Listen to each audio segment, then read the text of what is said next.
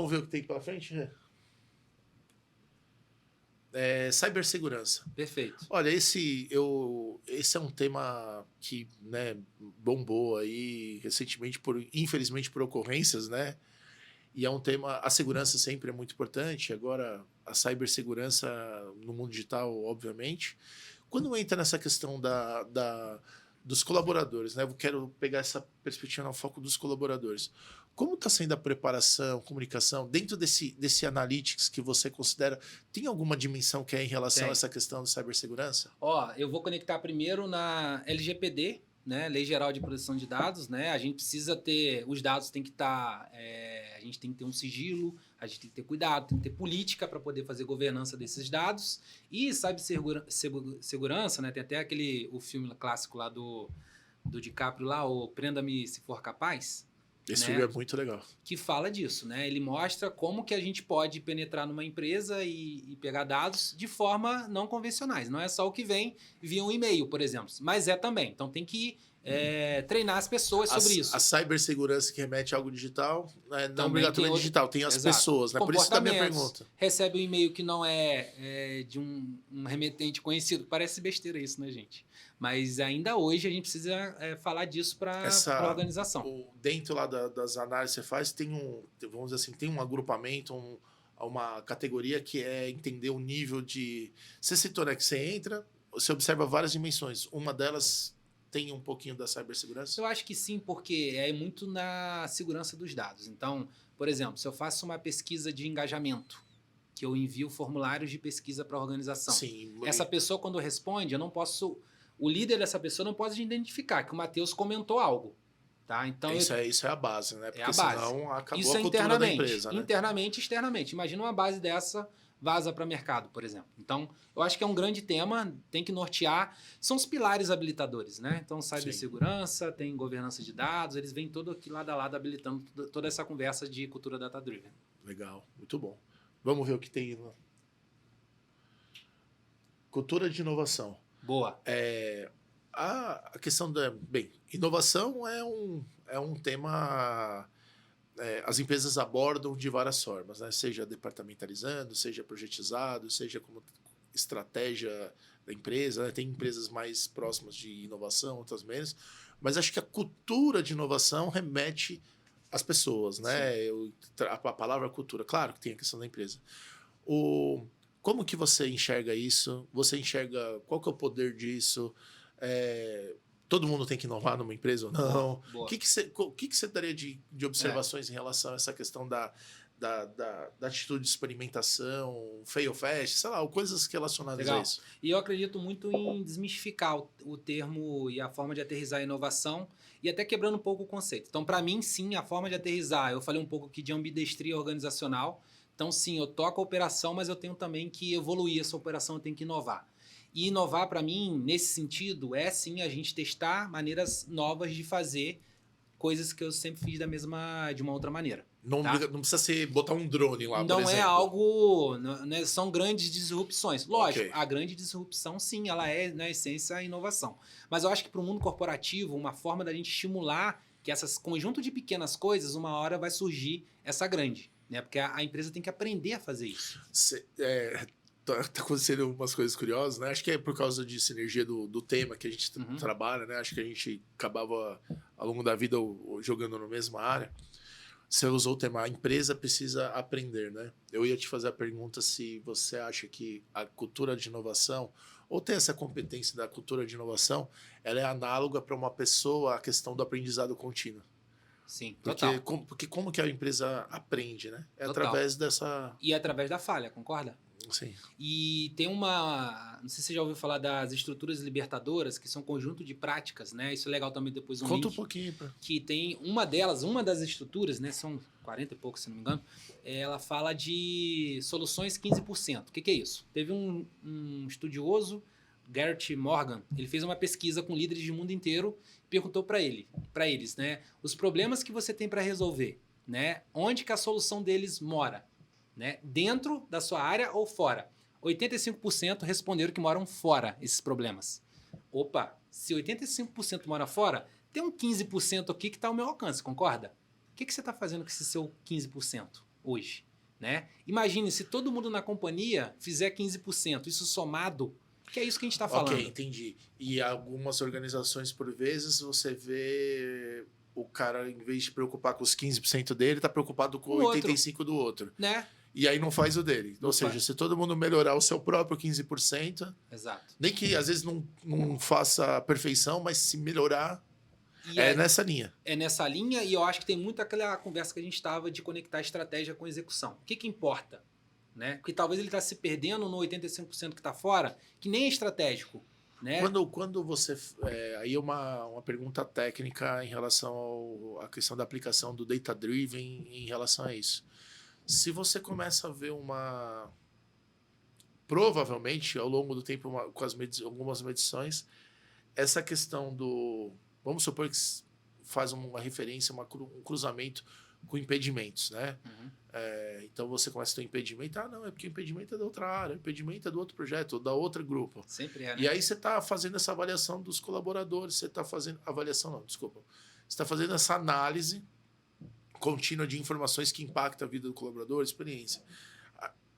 É passível, inclusive possível, de você começar a detectar que está tendo muito... não só gargalo, mas que está tendo muito cruzamento e que talvez a arquitetura corporativa está errada? Pode sim. Porque... Você entende? Se eu estou muito preocupado com o do outro, será que não está uma estrutura ser errada? Pode ser a estrutura da companhia. Sim, pode ser. Né? E a gente fala muito de mandatos. Quando a gente fala de modelos operacionais, né? A falta de clareza de mandatos, né? Eu tenho um desafio, eu tenho essas responsabilidades, só que você também tem algumas responsabilidades que são as mesmas que as minhas, tá? Então, se a gente for criar uma empresa do zero, dificilmente isso aconteceria, concorda? E aí, perfeito, concordo. Isso, Se a gente fosse criar do zero, isso não aconteceria, porque você ia criar exatamente. No tempo, o que vai acontecendo? Tem alguém que é esperto ou já cuidou de determinada função, e ele acaba, além de ele entregar a caneca, ele também entrega o prato, certo, né? Porque ele sabe fazer. São exemplos de disfunções que podem começar. Aí eu vou fazer uma pergunta que é boa e quem estiver em casa, acho que tem que prestar muita atenção no que você vai responder, porque acho que vai vir uma coisa muito legal. Tô achando só, tá? É o feeling, eu tô sentindo. Caraca, gerou agora. Não, por anos, por 5 a 6 anos aí, vou colocar mais, quase 10 anos, muito das pessoas de transformação, inclusive eu sei que você foi um deles, lutou, trabalhou, buscou um convencimento de uma organização das empresas mais parecida com a da startup que você está falando. Legal. Onde você verticaliza, onde você tem os times multidisciplinares, onde você tem um OKR totalmente alinhado, simplificado. Nesse cenário, esse cruzamento, esses 15%, 85%, perfeito, ele não existe. Perfeito. Por que é tão difícil, então, chegar nesse cenário de startup numa grande organização? Perfeito. Eu viajei de novo, né? Não, mas não são... É que eu sei que você entendeu, mas eu não sei se a galera entendeu. Não é simples, né? Eu acho que primeiro ponto, né? A gente começou falando muito de mentalidade de fundador, né? De empreendedor. A startup, ela tem isso já no DNA. Sim. Então, se eu tenho um problema, eu tenho que resolver. Não importa de quem seja o problema, quem vai resolver. Ele vai pegando a caneca e vai levando de área em área para fazer o que ele precisa fazer para consertar essa caneca. Tá? Isso, quando a gente vai para a empresa, a gente começa a virar os transatlânticos e não, isso não é minha responsabilidade. Isso. Eu não sou cobrado por isso. A minha meta não é essa. Não é essa. Em startup tem isso. Perfeito. Ele tem um North Star lá que guia ele, né, o sonho grande, ele se organiza para poder entregar isso. Mas aí quando a gente começou, eu vou materializar um pouco mais a minha pergunta, né, para quem em casa não entendeu, eu sei que você captou. Quando a gente começou a apontar para transatlânticos, para indústria financeira, para o varejo, que eles tinham que ter, tem essas estruturas departamentalizadas, mas organize sua empresa em comunidades, tribos ou startups internas, a galera falava assim, não, beleza, põe alguém lá e eu fico gerenciando. Aí a gente falou, não, cara, é você que vai estar lá. Você que é vice-presidente, você não vai estar vendo, você vai estar lá, você vai ser o cara do OKR. Ele tem que ir lá. Opa. Então, assim, quando a gente vai discutindo, começa a ficar claro por que não sei se estou viajando, mas assim, a movimentação para tribos, né? Eu vou falar o termo tribo, que é o termo que eu... Tem outros que usaram comunidades. Eu não sei quais são os outros... Vilas, né? Sim. Comunidade, vila, tribo, mas esse alinhamento... Você trabalhou bastante, né? De Sim. implementar isso. Você acha que a gente conseguiu fazer... Ou você acha que eu estou viajando na minha pergunta? Não, sei lá. eu acho que sim, mas para mim o ponto, eu vou voltar a uma coisa que já que a gente falou de startup, tá guiando isso aqui, tá? A visão de dono para tudo que a gente vai fazer numa companhia. Então, se eu cuido de uma área, eu tenho que ter visão de dono para pegar, e sim, talvez sou eu que tenho que empurrar a solução de um problema. Né? Quando a gente pega essa lógica de organização, para mim, um dos grandes, né, que justificam o sucesso, né, desse modelo Spotify, é que a gente traz esse líder, empodera a pessoa na ponta. Ele tá lá, é isso. O time não vai até uma reunião lá, o comitê, onde o Gaudi, que é o líder, tá. Não, o Gaudi vem ao ritual da área. São quebra de paradigmas, né? Eu vou tomar uma decisão, quem tá na mesa tomando decisão não é o mais bem pago que vai ter a ideia que vai vencer. Isso é relevante. É o analista, talvez. Perfeito. Né? Esse que é a quebra de paradigma. Então a gente coloca todo mundo em volta do problema. Então, alinhado no foco, geralmente... Lembra que você falou que tinha lá o cliente, a empresa, o colaborador? Nisso que a gente está falando, tem aquela tríade, né? O cliente e o colaborador, eles estão alinhados. Eu trago todo mundo para olhar o problema junto. Isso. E não eu pego o problema e fico levando o problema para as diferentes Mas não áreas. como um projeto, né? Exato. Acho que aí a gente está evoluindo na minha pergunta, né? Que assim, a galera fazia um modelo projetizado para atender isso. Perfeito. Só que o modelo projetizado, ele tem um tempo, ele às vezes não se sustenta. Quando você mapeia de forma diferente essa arquitetura corporativa, você torna isso contínuo enquanto aquele tema for relevante. A organização tem que aprender rápido, a organização tem que reagir rápido à necessidade de mercado, né? E a organização tem que entender que para poder fazer isso, né, ela tem que aprender e errar de forma o mais rápido possível para poder chegar nesses estágios. Então, para mim, isso aí não... Se você analisar o DNA dessas empresas que dão certo, elas fazem isso. Tá? Pô, Matheus, tem empresas centenárias que não nasceram como startups. Sim, mas lá no início, e elas têm algo que é comum disso. A empresa tem uma skill, fazer analogia àquilo que você falou da pessoa. Competências ela que tem uma trazem... competência que reflete a isso. Ok. O que a gente tem visto? Esses transatlânticos têm tentado se reinventar, trazendo esse mindset também, né, ágil e tudo mais, para poder incorporar e fazer esse mix. Então, sim, tem coisa que eu não vou mudar. Um processo, por exemplo, de folha de pagamento, cara, ele é batidão. Processo de contas a pagar, ele é batidão. Agora, um processo de relacionamento com o cliente, meu amigo, por onde você gosta de receber esse atendimento? Eu uma vez conversei com um colega, eu falei assim, ó, eu vou me sentir muito feliz quando, seja na minha própria organização, seja numa área que eu estiver fazendo... uma empresa que estiver fazendo um trabalho, né? Ou visitando, porque é um colega que trabalha ali. Por exemplo, assim, como chama essa área aqui? Essa área chama encantamento do cliente. Uhum. Aí tá, mas... É o da Disney esse. Oi? É o da Disney, Não, né? que eu tô falando encantamento do cliente, mas poderia ser outra... É que a área... Vou falar. Razão de existir. O agrupamento de pessoas com processos e ferramentas tinha uma razão de existir alinhada ao propósito. Exato. Né? E aí lá dentro vai ter advogado, lá vai ter o atendimento, lá vai ter o cara da tecnologia. Ô, Gaudi, na essência... Que aí vira startup, né? Na essência, quando a gente fala de tombar a empresa por workstreams da vida, a gente está querendo trazer isso, né? É o cliente que você está atendendo. Essa é a minha provocação.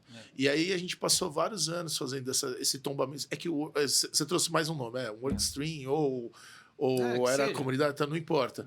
Essa é acho que a grande busca, né? Sim. E aí, tudo isso que a gente está falando suporta, independente do modelo que você tem, para mim não tem modelo certo ou errado. Okay. Tem um modelo que mais se adeque à realidade daquela empresa estar inserida. E que é viável, ou da área, e que pode ser diferente. E aí a importância do líder em ter essa clareza. Né? O líder com um mindset de aprendizado contínuo, por exemplo, ele nunca vai assumir uma área e não vai querer mudar. Lógico que ele vai querer mudar. Né? Porque ele entende que tem que fazer ajustes. Né? E aí, até para a gente caminhar ali para um próximo... eu vejo que isso que você falou da importância do líder, ela é tão presente, né? Que você falou líder de uma área, líder de um tema. Eu vejo que algumas empresas, eu vou usar o termo transatlântico, né? Mas isso não é pejorativo, né? Para dar importância da empresa, né? eu vejo que alguma dessas, elas estão há anos fazendo esse processo e faz parte mesmo, né? Que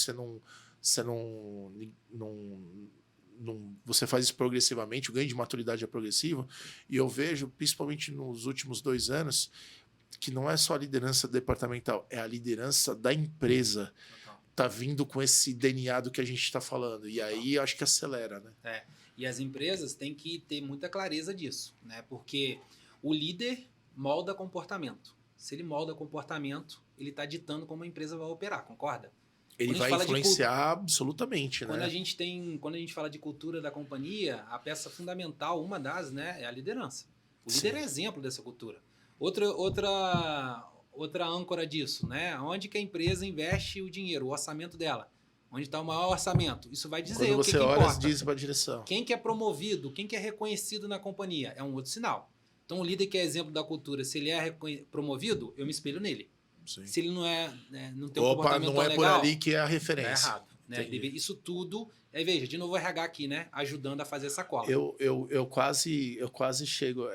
Obviamente a gente não vai explorar tudo aqui, mas quando a gente, imaginando, né, outras caixinhas que teria aqui, toda a questão do RH, essas avaliações, eu vejo que, por exemplo, você teria que ter uma fonte de dados em cada uma dessas caixinhas para ajudar vamos falar, a área de pessoas, ajudar a empresa a tomar decisões, né? Correto. Olha quantas caixinhas que são... Sim.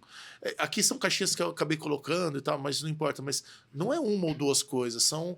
É mais de uma mão de coisas, né? São 10, 20 competências aí. Sim. E é bastante árduo isso daí, né? E aí quando a gente fala de dados, né? A gente sempre falou muito de estruturar dados. Só que o que está acontecendo agora, né? E até tem um movimento relevante no mercado em relação a dados não estruturados. O que é isso? Uma gravação de uma entrevista, a gente nem pode fazer, né? Mas uma descrição do que eu achei de um candidato, por exemplo, né? Se não tiver tabulado, é um dado não estruturado. Né? Então, o Nubank, por exemplo, adquiriu uma startup especializada em dados não estruturados para crédito, para tomada de decisão. O que é isso? Né? Esse consumidor ele passa na internet deixando rastros, né? De compra, de comportamento, de tudo mais. Como eu uso isso para poder suportar e criar modelos de crédito mais eficientes? Né? A Magalu criou uma área lá para criar o cérebro da Magalu. Eu vi a notícia. Via dados não estruturados. Então, quando a gente traz isso para o RH, quantos dados não estruturados a gente está deixando passar? Né? Eu não sei, eu vou dar minha opinião aqui. Eu não sei quantos são, mas provavelmente são múltiplas vezes mais do que aqueles que a gente vai conseguir estruturar. Então, esse é o desafio hoje, tá? Então, a gente fala que durante muito tempo, 2006, né, esse termo veio, né, o dados são novo petróleo, lembra disso? Sim. Agora, dados não estruturados são novo petróleo. Por quê? Aí que está a riqueza. Porque você vai... É quase que a aplicação de um Pareto, né? Ou da cauda longa, né? A maior riqueza não está naquilo que você tem controle, né? O que empresas, antes de lançar um produto, às vezes faz aquele teste na sala de vidro, né? Põe o cliente lá para experimentar o produto. O que ele está pegando ali? Né? Essa coisa não estruturada que é ele... Diferente do que ele pensou no manual, como é na prática. No lab, né? Exato. Eu vim do mundo do desenvolvimento, né? Tal. Aí isso me lembra, para quem é do mundo do desenvolvimento ou que trabalhou em projetos que envolvia tecnologia, é a frase que é muito engraçada, que é a frase do desenvolvedor, né? Quando ele entrega e dá um pau, né? Exato. Aí ele fala assim, mas na minha máquina funciona. Funcionou. Exato. E é sempre assim, né? O que é curioso, assim, faz parte, funciona mesmo, mas pô, justo quando vai pro cliente é porque aí são outras variáveis, né? Total.